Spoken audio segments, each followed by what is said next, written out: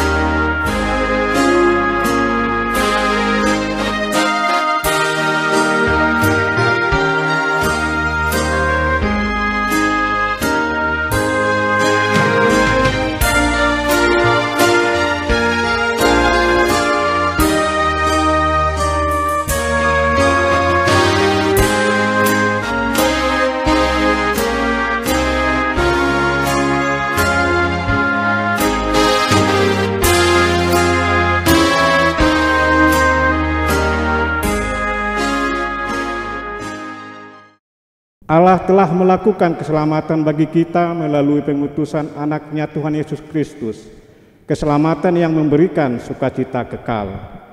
Kami bersyukur atas karya keselamatan yang Kau nyatakan dalam hidup kami ya Tuhan, dan biarlah kami mengerjakan keselamatan kami dengan penuh keyakinan. Kami akan selalu hadir menjadi saksi-saksi Tuhan melalui berbagai aktivitas kami masing-masing. Karena itu, terimalah pujian dan penyembahan kami pada malam ini. Marilah kita bernyanyi, Behama Panjalokku, ku harus bagaimana.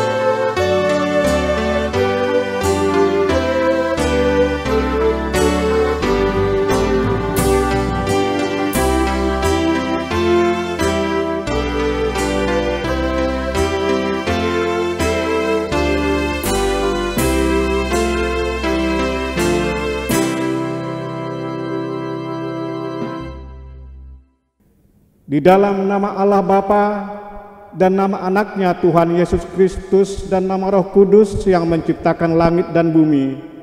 Amin.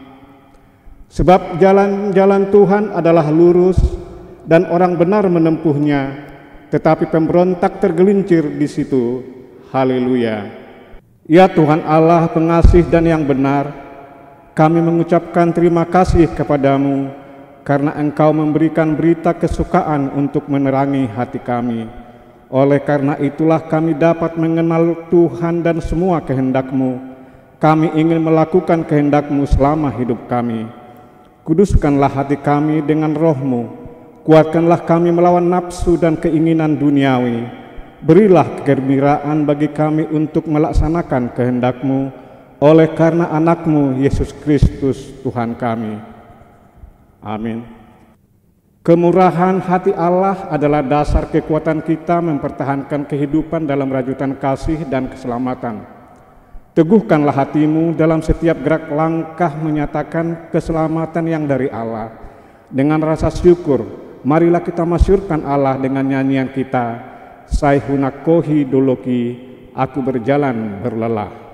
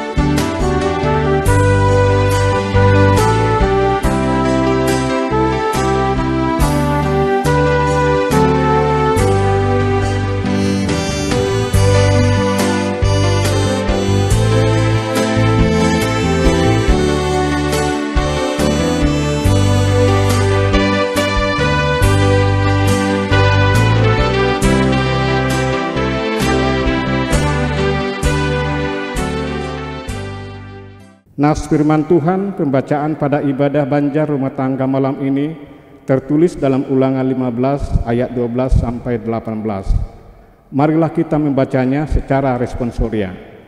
Apabila seorang saudaramu menjual dirinya kepadamu, baik seorang laki-laki Ibrani ataupun seorang perempuan Ibrani, maka ia akan bekerja padamu 6 tahun lamanya.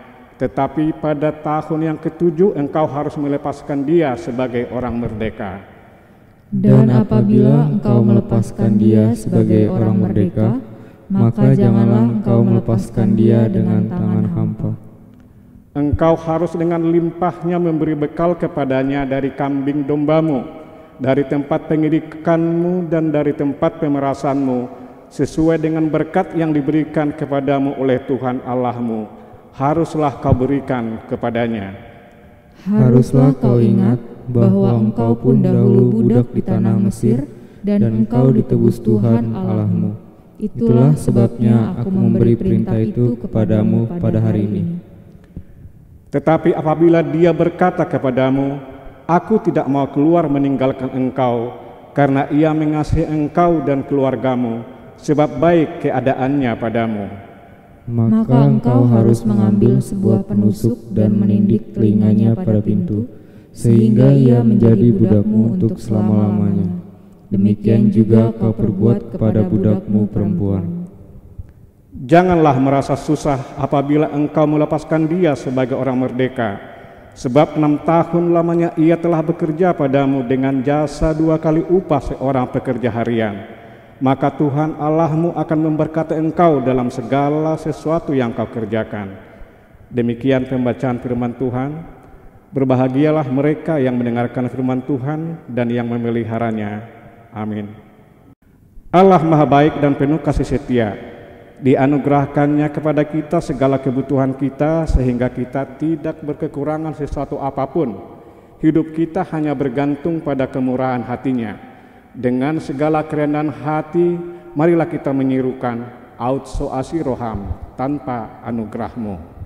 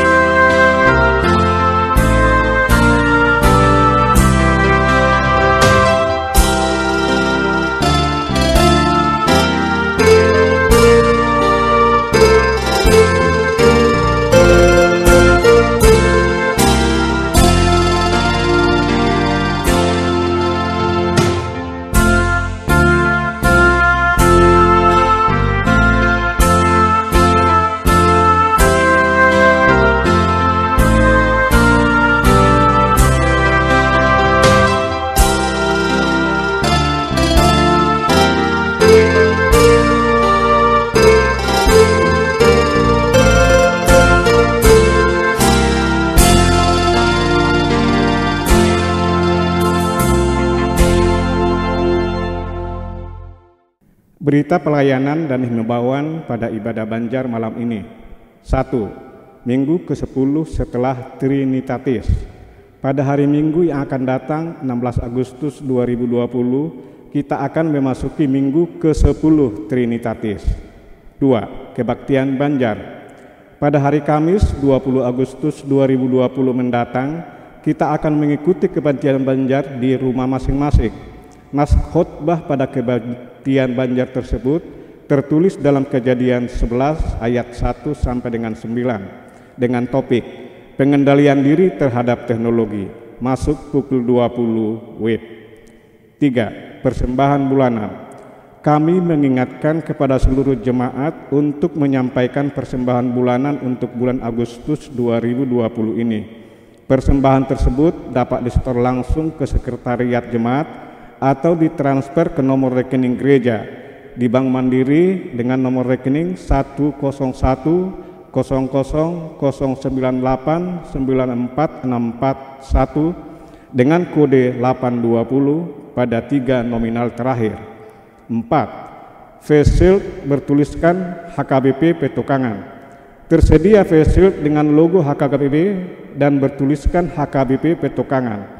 Bagi yang berminat dapat menghubungi sekretariat gereja dengan biaya terjangkau. 5. Ucapan terima kasih. Ucapan terima kasih juga disampaikan kepada seluruh jemaat yang telah menyampaikan persembahan dari setiap ibadah yang diikuti selama 1 minggu ini, baik ibadah minggu, ibadah Banjar ataupun persembahan bulanan. Tuhan memberkati barang siapa yang telah memberi dengan rasa syukur besar atas rahmat Tuhan. 6. Saling mendoakan. Marilah kita tetap mendoakan agar kita dikuatkan Allah dalam menjalani hari-hari kehidupan kita dan dimampukan melaksanakan tugas tanggung jawab kita sebagai ibadah kita kepada Tuhan.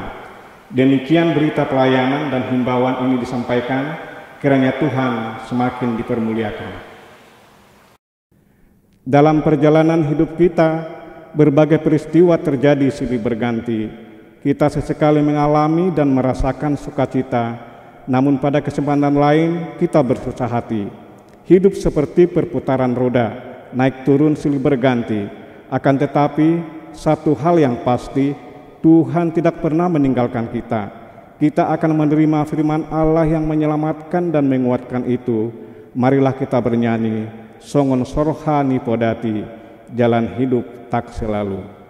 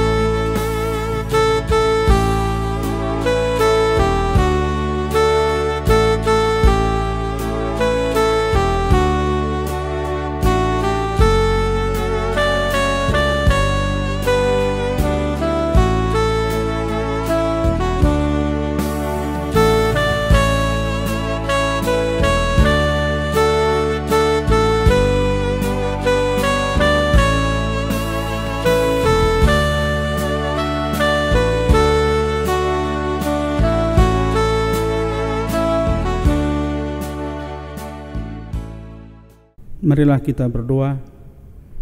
Kasih karunia dan damai sejahtera yang daripada Allah dan juga dari anaknya Tuhan Yesus Kristus menyertai kamu sekalian. Amin. Jemaat yang dikasihi oleh Tuhan Yesus Kristus, firman Tuhan khotbah pada ibadah Banjar pada malam hari ini tertulis dalam 1 Petrus pasal 2 ayat 13 sampai dengan ayat 17. Demikian firman Tuhan. Tunduklah karena Allah kepada semua lembaga manusia, baik kepada raja sebagai pemegang kekuasaan yang tertinggi, maupun kepada wali-wali yang diutusnya untuk menghukum orang-orang yang berbuat jahat dan menghormati orang-orang yang berbuat baik.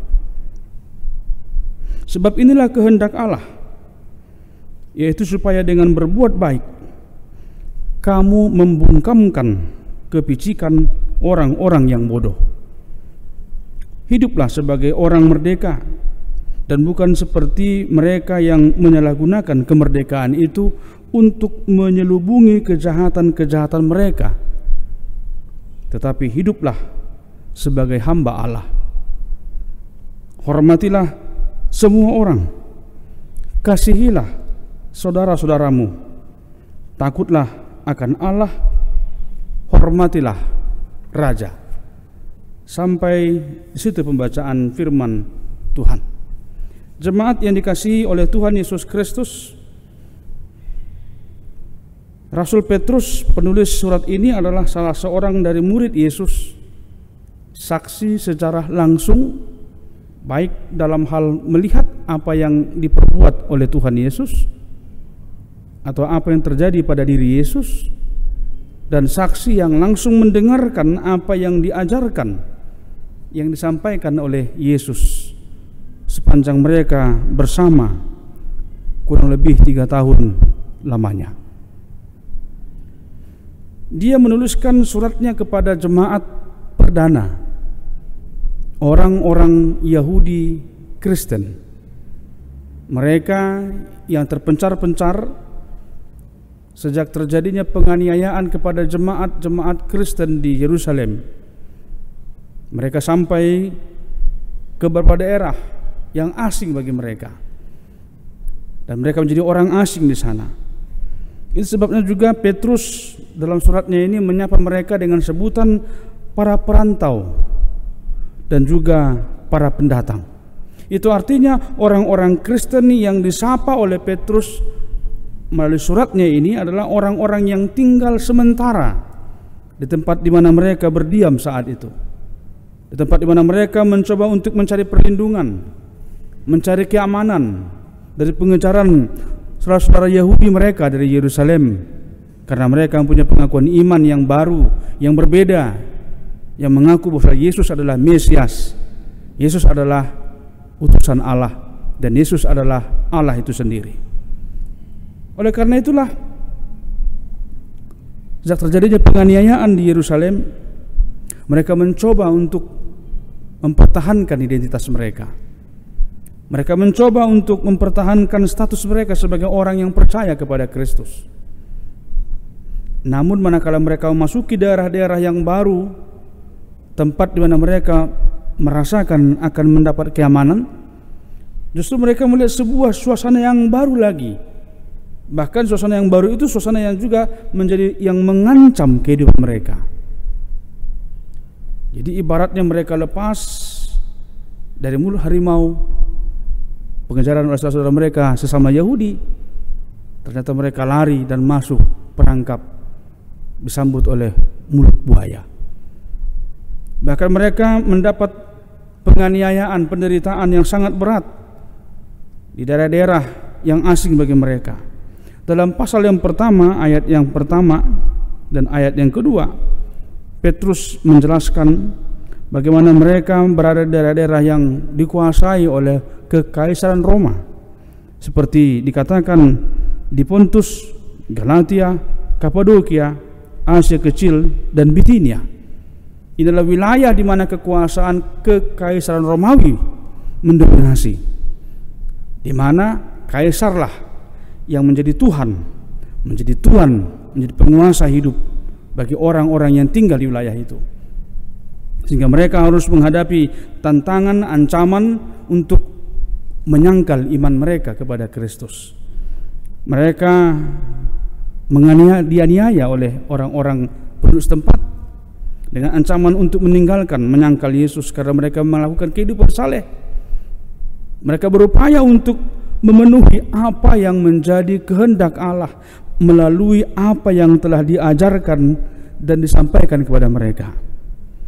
Dan mereka juga dinista oleh karena iman mereka kepada Kristus.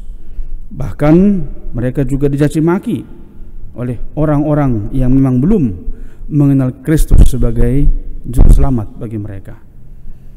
Inilah yang menjadi latar belakang surat Petrus kepada jemaat-jemaat Kristen perdana pada waktu itu, adalah untuk menguatkan mereka, untuk meneguhkan mereka, untuk meyakinkan mereka sepanjang mereka melakukan apa yang diperintahkan oleh Kristus, sepanjang mereka taat tunduk kepada apa yang dinyatakan oleh Kristus, mereka akan tetap berada dalam naungan pemeliharaan Allah.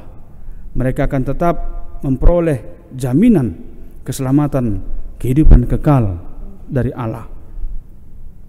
Walau tidak sedikit di antara mereka juga yang akhirnya menyangkal iman mereka kepada Kristus karena mereka diancam dengan sebilah pedang, mereka diancam dengan binatang-binatang buas.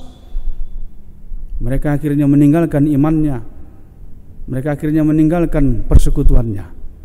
Jemaat ini dikasihi oleh Tuhan Yesus Kristus, oleh karena itulah Petrus dalam suratnya ini mau menegaskan kepada orang-orang percaya perdana waktu itu agar mereka menerapkan pola kehidupan yang baru, sikap hidup yang baru, cara hidup yang baru, cara hidup yang benar-benar meninggalkan kehidupan lama mereka, yang juga menyangkut paut masalah rasa takut mereka, kekhawatiran mereka akan hidup mereka saat itu.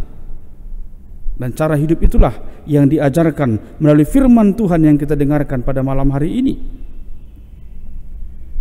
Ada dua hal yang menjadi penekanan dalam firman ini. Namun jika kita menelisik kembali dari ayat 11, ada tiga. Saya akan sampaikan sepintas. Dari ayat 11 sampai dengan ayat 12 disebutkan di sana, saudara-saudaraku yang kekasih, aku menasihati kamu supaya sebagai pendatang dan perantau kamu menjauhkan diri dari keinginan-keinginan daging yang berjuang melawan jiwa. Milikilah cara hidup yang baik di tengah-tengah bangsa-bangsa bukan Yahudi, supaya apabila mereka memfitnah kamu sebagai orang durjana, mereka dapat melihatnya dari perbuatan-perbuatanmu yang baik dan memuliakan Allah pada hari Ia melawat mereka. Dikatakan untuk menjauhkan diri dari keinginan-keinginan daging. Sehingga cara hidup yang pertama yang diterapkan dan yang ingin disampaikan oleh Petrus kepada mereka adalah cara hidup dalam kekudusan. Menjaga kekudusan persekutuan mereka dengan menjaga kekudusan pribadi masing-masing pribadi. Jemaat yang dikasihi oleh Tuhan Yesus Kristus, tantangan yang mereka hadapi setiap hari sedikit banyak mempengaruhi bagaimana mereka harus melihat apa yang dapat dilakukan untuk mempertahankan kehidupan mereka. Apa yang harus mereka lakukan agar mereka terlepas dari ancaman-ancaman itu semua? Tentu sedikitnya adalah dengan menyangkal iman, atau dengan melakukan perbuatan-perbuatan seperti yang dilakukan oleh orang-orang lain yang tidak mengenal Kristus, mencuri, membunuh, merampok dan sebagainya. Sehingga dikatakan menjauhi diri dari keinginan-keinginan tubuh, keinginan-keinginan daging. Inilah ciri hidup yang pertama yang diterapkan atau yang diajarkan oleh Petrus melalui suratnya ini kepada jemaat perdana itu. Dan saya katakan tadi ada dua sesuai dengan nas ini. Yang kedua adalah hidup dalam ketaatan. Saudara-saudara dikasihi oleh Tuhan Yesus Kristus, Mau tidak mau, suka tidak suka, jemaat perdana itu sudah berada dalam suatu kawasan, wilayah di mana mereka mempunyai pimpinan atau orang-orang yang memimpin, menguasai wilayah itu. Sehingga mau tidak mau juga mereka harus tunduk kepada penguasa di daerah itu. Karena mereka ada di sana dan mereka membutuhkan pertolongan, perlindungan, keamanan, dan mereka harus tunduk kepada pemerintah di tempat. Itu sebabnya Petrus mengingatkan mereka dalam ayat 13, nas pertama firman pada malam hari ini, tunduklah kepada Allah, karena kepada semua lembaga manusia, baik kepada raja sebagai pemegang kekuasaan yang tertinggi, maupun kepada wali-wali yang diutusnya untuk menghukum orang-orang yang berbuat jahat dan menghormati orang-orang yang berbuat baik. Tunduklah.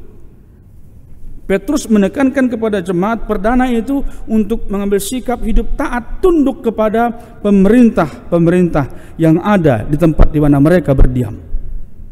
Apakah itu raja sebagai penguasa, atau wali-wali yang mempunyai hak yang diberikan oleh raja kepada mereka untuk menghukum orang-orang yang jahat dan menghormati orang-orang yang baik.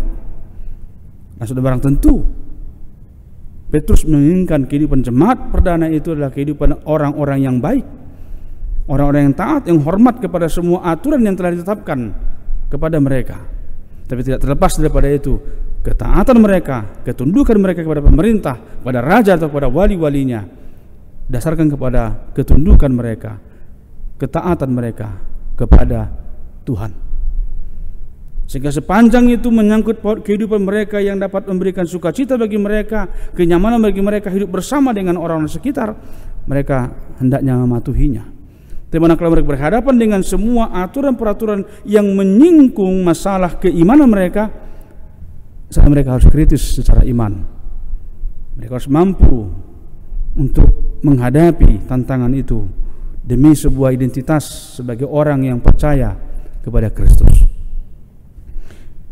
Dan ciri kehidupan baru yang kedua yang ditekankan dalam nas ini adalah bagaimana mereka hidup dalam takut akan Tuhan. Dikatakan dalam ayat selanjutnya, sebab inilah kehendak Allah, yaitu supaya dengan berbuat baik kamu membungkamkan kepicikan orang-orang bodoh. Hiduplah sebagai orang merdeka dan bukan seperti mereka yang menyalahgunakan kemerdekaan itu dan menyelubungi kejahatan-kejahatan mereka, tapi hiduplah sebagai hamba Allah. Hormatilah semua orang, kasihilah saudara-saudaramu, takutlah akan Allah, hormatilah raja. Hidup dalam takut akan Tuhan.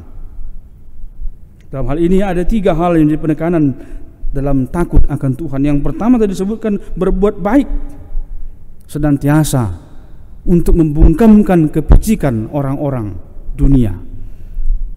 Sedikit perbuatan baik kita setiap hari itu akan mengurangi perbuatan-perbuatan jahat yang menjadi bagian dari kehidupan di dunia ini. Jika ada sekumpulan orang-orang Kristen, orang-orang percaya berbuat baik sedikit saja, seminimal saja, maka kejahatan akan terhempang, akan terjauhkan dari persekutuan itu. Sehingga takut akan Tuhan adalah berbuat sewajarnya sebagai orang yang percaya, yaitu berbuat baik kepada semua orang. Dan yang kedua dikatakan hiduplah sebagai orang yang merdeka.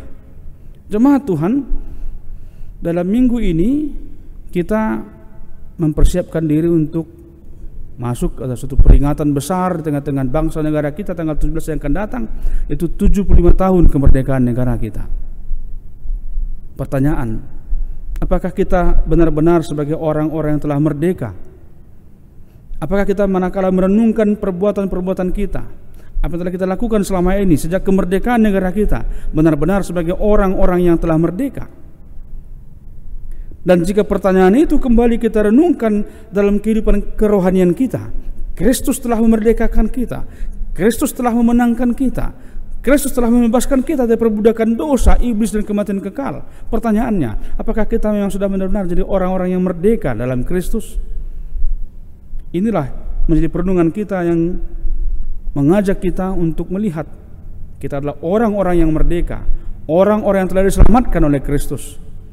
Dan sudah barang tentu teremban tugas tanggung jawab bagi kita untuk memerdekakan, untuk membebaskan, untuk menyelamatkan kehidupan di sekitar kita agar berasa sejahtera, berasa sukacita, berasa keadilan di tengah-tengah persekutuan kita. Jadi kalau orang merdeka, tentu kemerdekaan kepada kita adalah kemerdekaan yang terikat untuk tetap taat kepada Tuhan. Kemerdekaan yang tidak memakai kesewenang-wenangan atau apa yang ada pada kita, sehingga kita menyalahgunakan kemerdekaan itu dan merusak kehidupan dan anugerah yang telah dianugerahkan kepada kita.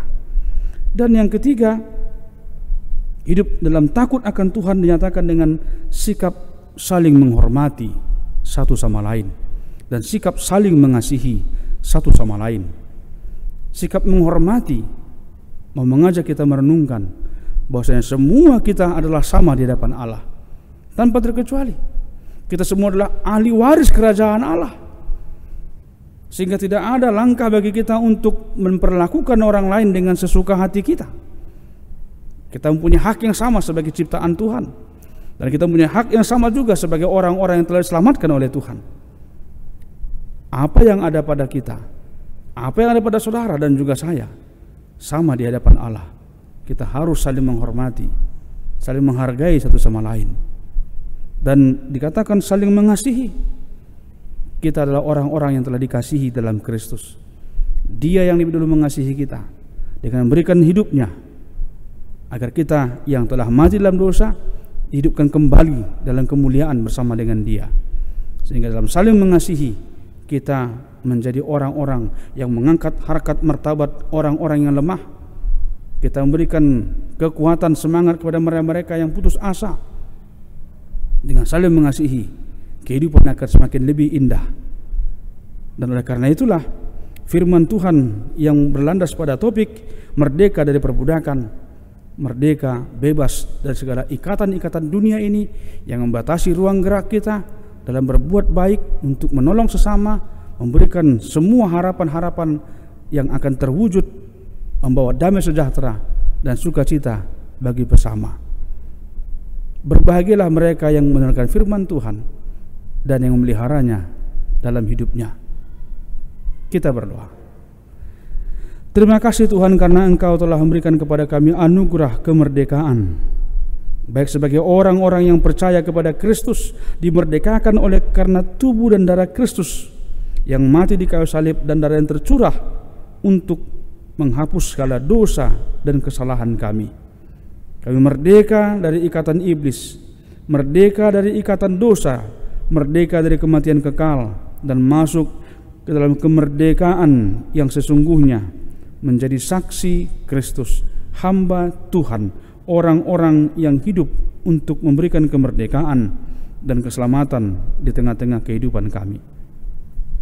Oleh karena itu Tuhan, firman-Mu yang telah kami dengarkan pada malam hari ini menjadi sumber kekuatan bagi kami untuk melihat Engkau memanggil kami menjadi orang-orang yang memang melakukan apa yang Tuhan kehendaki dalam ketundukan kami, dalam kerelaan keikhlasan kami, dan di dalam kesetiaan kami untuk menyaksikan Yesuslah Tuhan dan Juru Selamat kami. Kami bersyukur Tuhan, pada bulan Agustus ini kami sebagai warga bangsa dan negara Indonesia akan merayakan peringatan 75 tahun kemerdekaan negara kami. Kami telah berdiri sebagai warga negara yang hidup dalam kemerdekaan. Kami menerima udara kemerdekaan dan kami diberikan berbagai kesempatan dalam kemerdekaan ini. Untuk itu tolonglah kami untuk mewujudkan hidup sebagai orang-orang yang merdeka yang bertanggung jawab. Orang-orang yang dimerdekakan untuk memberikan kebaikan dan terbukanya masa depan yang cerah. Sehingga kami menjadi warga yang bertanggung jawab, baik sebagai warga gereja maupun sebagai warga negara ini. Oleh karena itu Tuhan, biarlah Roh Kudus-Mu yang menolong kami menghidupi cara hidup yang baru. Hidup dalam takut akan Engkau, hidup dalam ketaatan, dan hidup dalam kekudusan. Dalam nama Yesus kami telah berdoa dan bersyukur hanya kepada-Mu. Amin. Jemaat Tuhan, Firman Tuhan telah kita terima sebagai dasar kekuatan hidup dalam keselamatan yang memerdekakan. Karena itu, tetaplah kita mengerjakan keselamatan kita dengan bersandar pada kasih Allah. Kita akan menyampaikan persembahan kita, dan marilah kita bernyanyi Tu Devatami kepada Allah yang Maha Kuasa.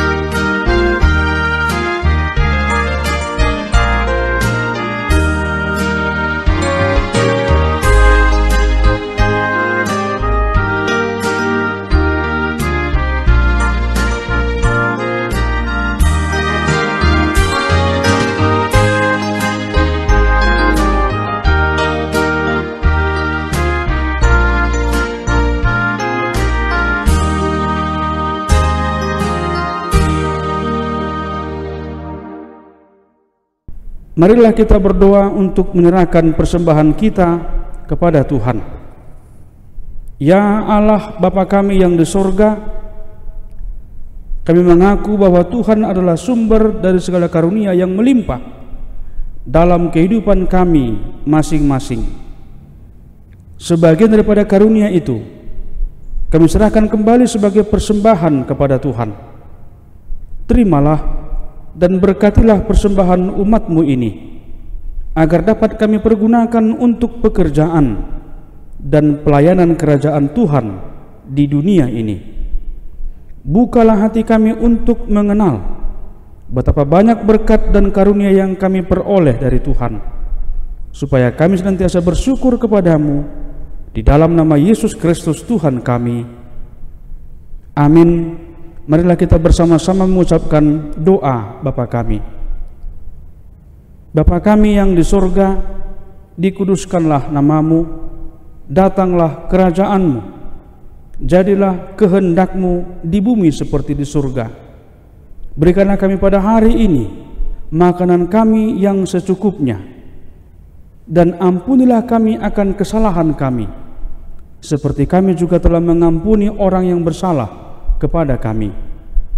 Dan janganlah membawa kami ke dalam pencobaan, tetapi lepaskanlah kami daripada yang jahat, karena Engkau punya kerajaan dan kekuasaan dan kemuliaan sampai selama-lamanya. Amin. Terimalah berkat Tuhan, anugerah Tuhan Yesus Kristus, kasih setia Allah Bapa, dan persekutuan Roh Kudus menyertai kamu sekalian. Amin.